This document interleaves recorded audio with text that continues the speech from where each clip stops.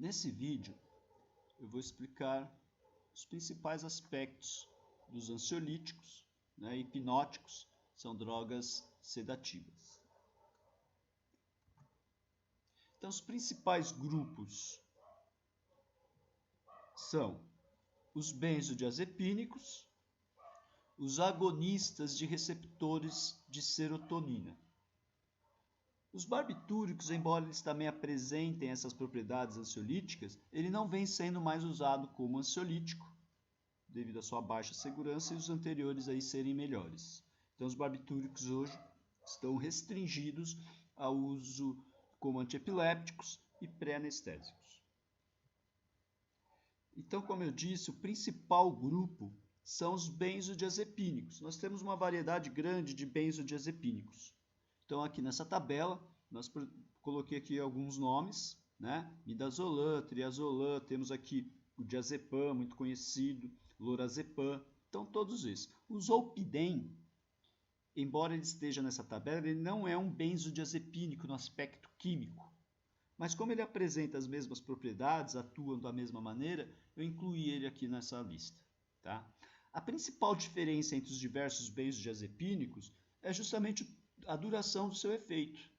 Tá? Então, tem alguns que o efeito dura menos de 6 horas, tem alguns que o efeito pode durar até 12 a 18 horas e alguns até mais, até 2 dias a pessoa ainda percebe resíduos do efeito da droga no organismo. Então, a principal diferença entre essas drogas, no aspecto de efeito, é justamente a duração. Os efeitos são praticamente os mesmos. Né? Como essas drogas atuam? Tanto os benzodiazepínicos como os barbitúricos, eles atuam em um receptor de um neurotransmissor do cérebro. Esse neurotransmissor é o GABA. GABA é uma sigla que quer dizer ácido gama-aminobutírico. É o principal neurotransmissor inibitório no nosso cérebro. Então, quando tanto o benzodiazepínico quanto o barbitúrico se liga nesse receptor, eles aumentam a afinidade do neurotransmissor GABA ao receptor. Então, o GABA se liga ao receptor, esse receptor está acoplado a um canal de cloreto, e ao ativar o receptor, o GABA promove a abertura desse canal, entra cloreto na célula e a membrana da célula vai ficar hiperpolarizada. Então, esse receptor ele apresenta locais onde se ligam tanto os benzodiazepínicos quanto os barbitúricos, mas são locais diferentes. O álcool também atua nesse mesmo receptor. Então, quando eu digo que a membrana vai ficar hiperpolarizada, eu fiz aqui um esqueminha para simplificar isso. Então, imagine aqui a membrana da célula. Nós já vimos que no lado externo da célula existem cargas positivas, predomina cargas negativas, e dentro da célula predomina cargas negativas. Por isso, nós dizemos que a membrana em repouso está polarizada. Quando o canal de cloreto se abre e entra cloreto na célula, dentro da célula adquire uma proporção de cargas negativas ainda maior.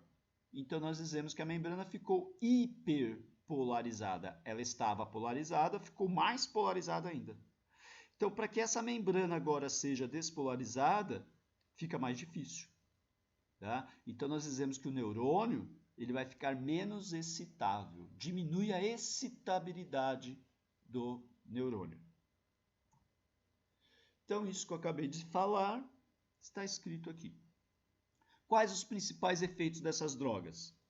Essas drogas diminuem a ansiedade, a maior parte das vezes é usado para isso, causam sedação, então não são usados só para tratar a ansiedade, mas também insônia, promovem relaxamento muscular, dependendo do motivo pelo qual essa droga foi usada, esse relaxamento muscular não é benéfico. Supressão das convulsões. O diazepam, por exemplo, ele pode ser usado para suprimir convulsões, quando o paciente está convulsionando. E como eu havia dito, o perfil farmacológico entre esses diversos benzodiazepínicos são muito pequenos. A principal diferença é o tempo de duração do efeito. Essas drogas são administradas por via oral, mas, por exemplo, o diazepam quando ele é usado para reverter um quadro epiléptico, ele é usado por via intravenosa. E o midazolam, ele é muito usado como pré-anestésico, também injetado.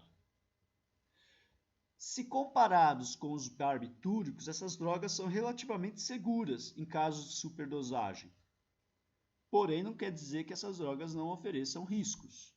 Uma superdosagem, ainda mesmo assim, ainda se torna perigosa. Problemas dessa droga é que elas podem causar dependência física e psicológica e tolerância. Então, o paciente, além de ficar dependente da droga, com o passar do tempo pode ser que ele tenha que aumentar a dose para causar os mesmos efeitos. Outro efeito dessa droga é a amnésia anterógrada, ou perda de memória recente. Na maioria das vezes, esse efeito colateral, de certo modo, é até benéfico, principalmente quando usado em pré-anestesia. A pessoa não vai lembrar com detalhes o que aconteceu. No entanto, algumas dessas drogas são usadas de forma criminosa justamente por esse motivo também. Além de deixar a vítima sedada, essa vítima não vai se lembrar com detalhes do que aconteceu momentos antes do uso da droga. Muito usado, por exemplo, nessa droga que vocês ouvem falar constantemente nos noticiários, o Boa Noite Cinderela. Mistura uma droga dessa com álcool, potencializa esse efeito sedativo. E outro problema com essas drogas é que elas podem causar insônia de rebote. O que é isso? O paciente começa o tratamento para conseguir dormir, porque ele sofria de insônia. Quando ele para a medicação, essa insônia não apenas volta, mas volta de forma mais severa. O paciente passa a ter uma insônia muito pior do que ele tinha antes. Então, por isso, deve-se evitar o uso dessas drogas para tratar insônia. E caso isso seja feito, não fazer o uso por um tempo muito prolongado. Outro grupo de droga usada para tratar a ansiedade são os agonistas de receptores de serotonina. 5-HT é uma sigla que quer dizer 5-hidroxitriptamina, que é o nome químico da serotonina. Então, o principal fármaco desse grupo é a buspirona, foi a primeira a ser lançada. Hoje nós já temos essas outras duas opções, ipsapirona e a agepirona. A diferença é que essas drogas elas só têm ação ansiolítica. Elas não causam sedação, não causam relaxamento muscular e também não são eficazes para reverter um quadro epilético, um quadro convulsivo. E elas são usadas, só têm eficácia na ansiedade generalizada. Em ansiedades mais graves ou fobias, elas não são efetivas. Outra desvantagem é que elas apresentam uma latência no efeito. O efeito ansiolítico pode demorar dias ou até semanas para serem percebidos pelo paciente. Uma vantagem é que não causam dependência. E os principais efeitos colaterais que podem ocorrer é a cefaleia, náuseas e a tontura. Existe uma droga, um antagonista de benzodiazepínico, que é o flumazenil. O flumazenil ele é usado em casos de intoxicações com benzodiazepínico, em casos de superdosagem. Então, reverte os principais efeitos dos benzodiazepínicos e tira o paciente do risco de morte. Então, essa droga é usada por via intravenosa e é usada só para isso. Nós não temos um antagonista para barbitúrico, por exemplo. Então, isso faz com que os benzodiazepínicos tenham uma vantagem maior em casos de superdosagem. Quais os efeitos colaterais que o flumazenil pode causar? Além da dor de cabeça e da tontura, é muito comum o paciente sentir muita dor no local onde a droga foi aplicada. Atualmente, vêm sendo usadas outras drogas para tratar ansiedade que não sejam esses que eu acabei de falar. São drogas que são recebem outras classificações, são usadas primariamente para tratar outros problemas psiquiátricos e, no entanto, elas vêm sendo usadas também para tratar ansiedade. Então, nós temos, por exemplo, no grupo dos antidepressivos, então nós temos aí os antidepressivos inibidores seletivos da recaptação de serotonina, a fluoxetina, a paroxetina e a sertralina, que vem sendo usada para tratar ansiedade também. Alguns antiepilépticos, como a gabapentina, a pregabalina, tiagabina, o valproato. Alguns antipsicóticos de segunda geração, também conhecidos como antipsicóticos atípicos, como por exemplo a olanzapina e a risperidona.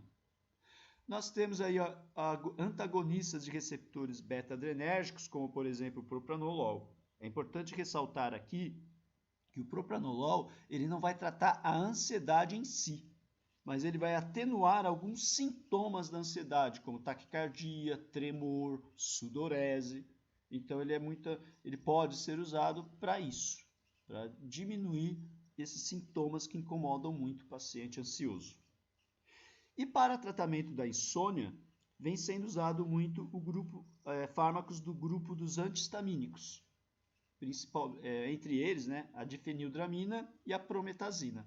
Como essas drogas são usadas para tratar a alergia, mas como elas causam sedação como efeito colateral, elas vêm sendo usadas também para tratar insônia, com a vantagem de que elas não causam dependência, nem depois uma insônia de rebote.